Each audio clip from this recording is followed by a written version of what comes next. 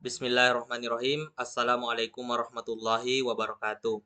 Baik, kami dari kelompok 1 kelas A pada mata kuliah Text Mining.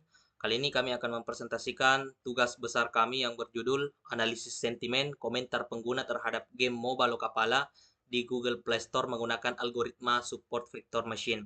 Kami terdiri dari 3 orang, Rafil Muiska, saya sendiri, Andi Febrianto, dan Rahmat Fajri Ishar. eh, Memasuki pembahasan pertama mengenai pendahuluan. Ini berisi terkait dengan latar belakang kami mengangkat atau melakukan penelitian untuk judul yang telah kami paparkan. Di sini ada beberapa latar belakang, salah satunya terkait dengan perkembangan teknologi dan industri game lokal saat ini. Nah, salah satunya ini adalah game MOBA Lokapala, di mana ini sangat banyak dimainkan oleh para pengguna, di mana tanggapan terhadap game lokal ini bermacam-macam oleh pengguna atau usernya.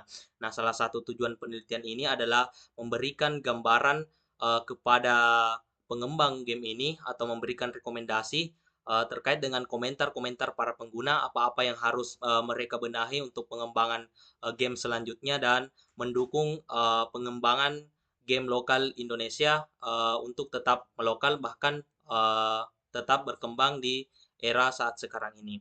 Nah, adapun untuk pembahasan yang kedua yaitu terkait dengan data yang digunakan. Ini akan dijelaskan oleh Saudara Andi Febrianto. Dengan ini saya persilakan. Baik, terima kasih kesempatannya. Data yang digunakan dalam penelitian kami terdiri dari 300 data ulasan yang mencakup dua atribut utama. Yang pertama konten dan kelas.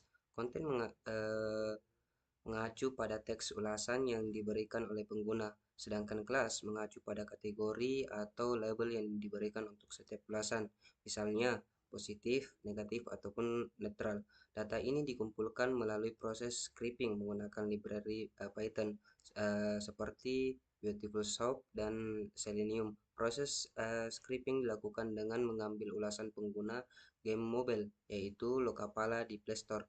Pengguna teknik scraping ini memungkinkan kami untuk mengumpulkan data dalam jumlah besar secara efisien dan otomatis. Setelah data dikumpulkan, langkah-langkah pra-processing dilakukan untuk membersihkan dan menyiapkan data untuk analisis lebih lanjut. Langkah-langkah ini meliputi penghapusan karakter khusus, normalisasi teks, dan penghapusan kata-kata yang tidak memiliki makna atau stop words. Tujuan dari penelitian ini adalah untuk menganalisis sentimen pengguna terhadap game Lokapala dan memahami faktor-faktor yang mempengaruhi ulasan pengguna.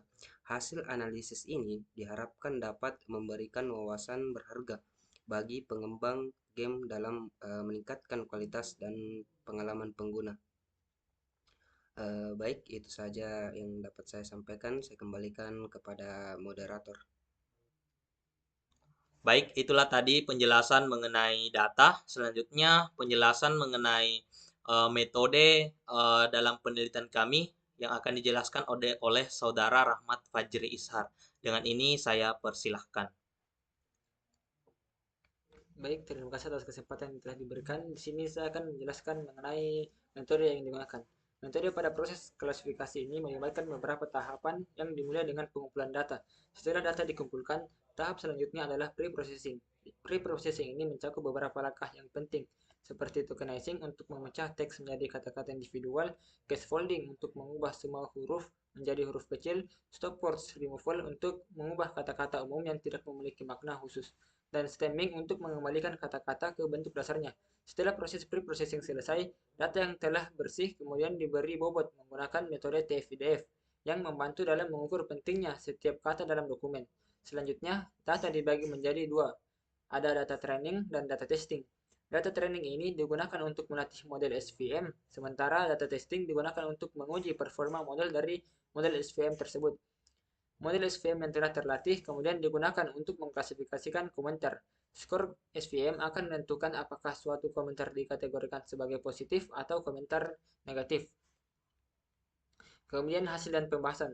Setelah melakukan penelitian, kami mendapatkan suatu hasil di mana sebelum kami melakukan pembuatan model, dilakukan beberapa tahapan, diantaranya data cleaning untuk memastikan teks atau data yang kami gunakan bersih dan siap untuk diproses selanjutnya. Kemudian terdapat proses pre-processing sebagai proses lanjutan dari tahapan data cleaning. Kemudian setelah data benar-benar bersih, dilakukan pembuatan atau build model dengan menggunakan algoritma SVM dengan kernel RBF, di mana setelah model tersebut dibuat, ini dievaluasi menggunakan conversion metric, dan hasil akurasi yang didapatkan dari kelompok kami adalah 90%. Kami juga melakukan visualisasi label baik itu positif maupun negatif dalam bentuk word cloud. Mungkin sekian pembahasan dari saya kembalikan ke moderator. Baik, itulah tadi penjelasan mengenai metode dan hasil dari penelitian kami.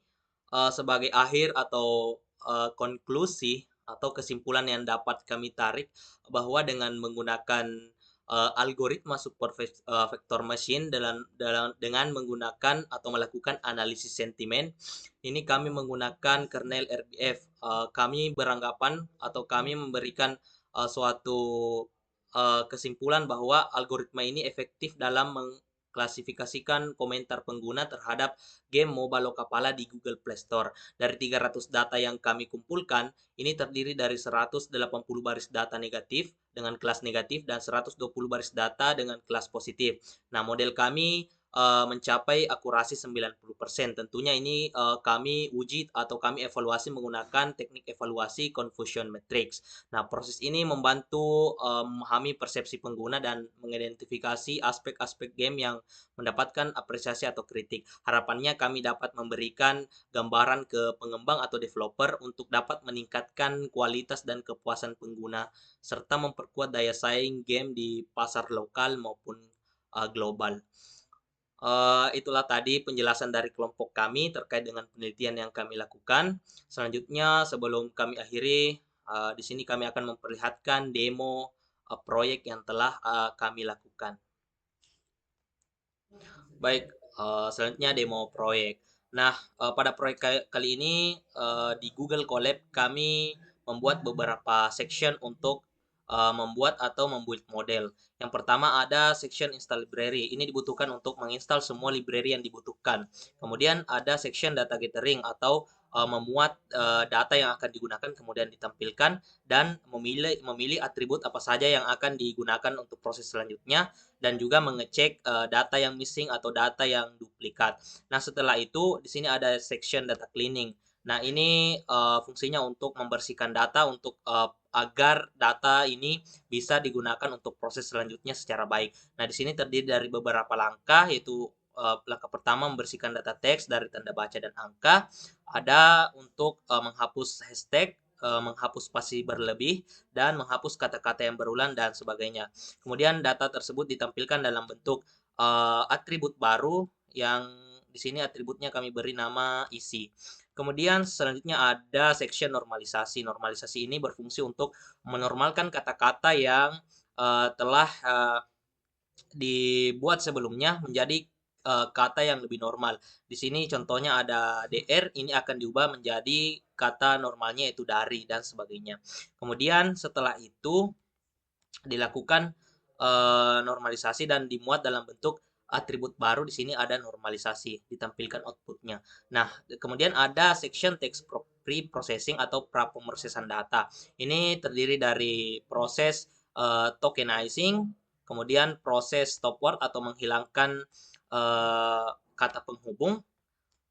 Kemudian setelah penghilangan stop word, di sini ada stemming atau mengubah kata dari bentuk sebelumnya menjadi bentuk paling dasarnya.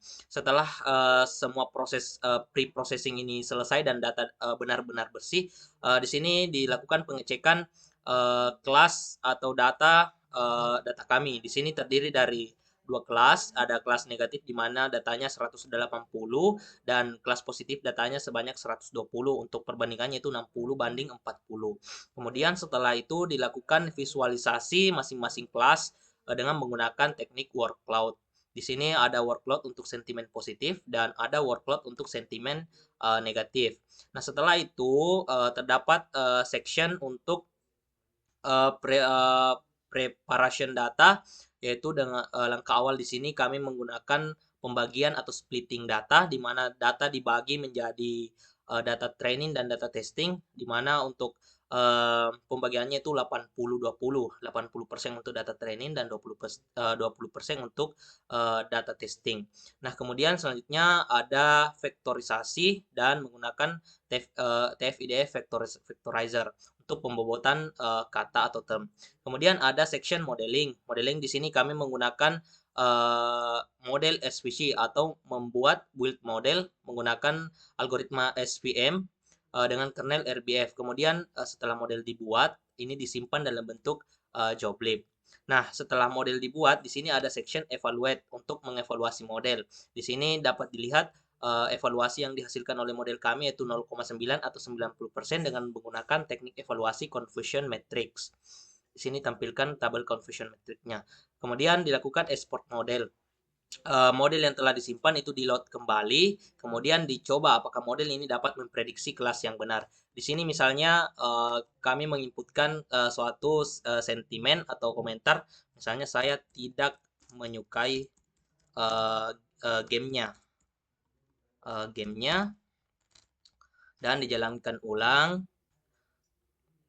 Dan di sini apakah kelas akan memprediksi dengan benar. Nah, di sini diprediksi bahwa kalimat saya tidak menyukai gamenya diprediksi sebagai kelas negatif. Bagaimana jika kita mengganti katanya? Misalnya saya suka tampilan gamenya. Nah, atau saya suka tampilannya. Kemudian di-run ulang dan dicoba apakah model masih bisa memprediksi dengan akurat. Nah, maka di sini kalimat saya suka tampilannya ini dapat diprediksi oleh model sebagai kelas positif. Nah, mungkin itulah terkait dengan demo dari proyek kami. Baik, itulah tadi demo dari proyek kami. Kami akhiri dengan ucapan wabillahi taufiq wal hidayah. Assalamualaikum warahmatullahi wabarakatuh.